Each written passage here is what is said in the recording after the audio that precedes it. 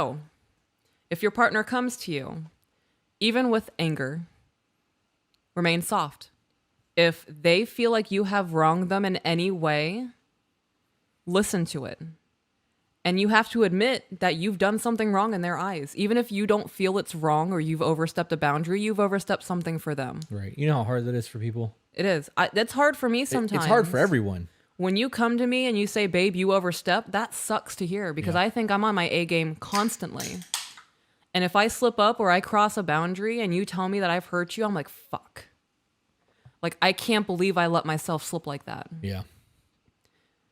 But admitting that you were wrong and giving them that forgiveness is going to change the whole dynamic of everything that's happening. Yeah, you're going to turn an hour or 2 hour conversation into a 15-minute discussion. Right. And I want to clarify that this is not your boyfriend getting mad at you because you have friends you go out with Friday nights. Right. If you guys are going to Olive Garden to get catch up throughout the week and your boyfriend's trying to isolate you, that's a different scenario. Right. Yeah, we're talking healthiness here. Yeah. Right.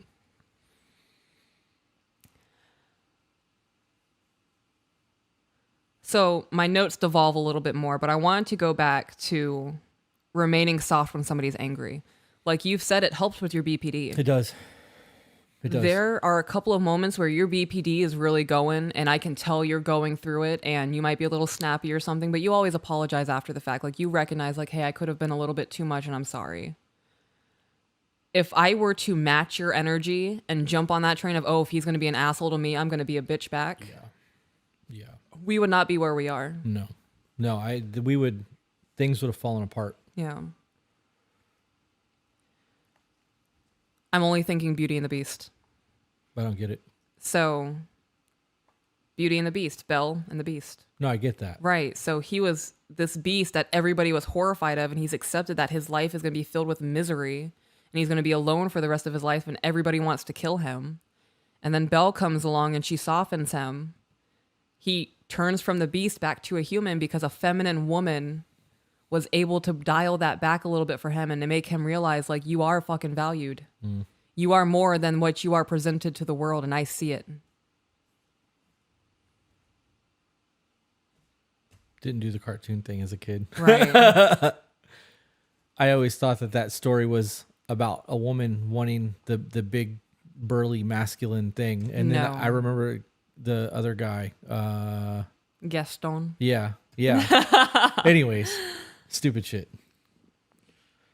That's not what that movie is about, but that's my interpretation of the movie. Right. Well, I'm glad you clarified because I would have never got that just No. by you saying Beauty and the Beast. So, yeah, that's a whole movie. She sacrifices herself for her dad and she becomes prisoner and they fall in love and they do the fairy tale bullshit. But in reality, the way that I view that as is he is this very toxic, masculine being who is presenting as a beast that nobody wants to be around and they're horrified of him and that he's a killer and he's angry because of that. Nobody cares about him. So why would he do any good Right. in the world? And then a woman comes along and sees him past that beast, sees him as a human being and his worth, and recognizes, like, you're lovable. That softness can tame the anger. AJ just said that borderline personality disorder is now borderline personality in the chat due to a typo. That's hilarious. Love does not keep score. Ooh, here we go. Intimacy is impossible when one of you is the judge and the other one is the felon. Okay. Didn't see that coming. The keeping score thing we've talked on a lot. Right. But when you think about it, if you're keeping score, one of you is judging the other person for every single wrongdoing they have. Right. You are attacking on years of suffering or their time because you want to keep score of everything. So if he forgets to do the dishes once, I'm going to complain about that for the next 6 months. Right. And then he drops the ball again. Okay, well, now that tacked on whatever you just dropped, that's another year. And it's just a continuous cycle of building up of, I can't believe he dropped the ball. I can't believe he did that. Now he's going to start keeping score. Right. And in each of your eyes, you're the judge punishing me because you think I'm a felon and vice versa. That keeping score shit is fucking a detriment Yeah. to marriage. All around. There's not... even you just know there's not a positive outlet in keeping score like that. There's just not, because at some point there's a loser. Right. So even if you're doing it in a positive light, like we're keeping score of the dates or the one-ups, somebody's losing there. Right. Subconsciously, you can't do that. You know, when I was writing that out, the only thing that came to mind was that email we read today where she was like, I paid for every single date in the beginning and it didn't really bother me, but then it's kind of started bothering me and I said something to him and he's helping now, but he hasn't really made up for all of the money I spent Right. previously. Right. That's keeping score. If you don't voice that you are upset about something, you don't get to collect interest on that. Yeah. Oh yeah. Ooh, the interest. Good fucking point on that one too. Yep. I'm just doing it tonight, aren't I? Yeah. I mean, so this is the first time that we've had a back and forth to this extent with notes and like, I don't know, it just feels very different to me tonight. So It's because usually you're the one who wants to go through the notes and what you have on your tablet, and I just pop in when I pop in. I don't think that's it. Yeah? I think it's because it's not an email that I have to listen to solve somebody's problems. You were hitting me with things that I would have otherwise not thought of, and you're forcing me to think. Gotcha. Dealing with emails, it's brainless to me. Yeah. It's fucking brainless to me. Like, we read some of those emails, and in the back of my head, I'm like, are you fucking kidding me? Yeah.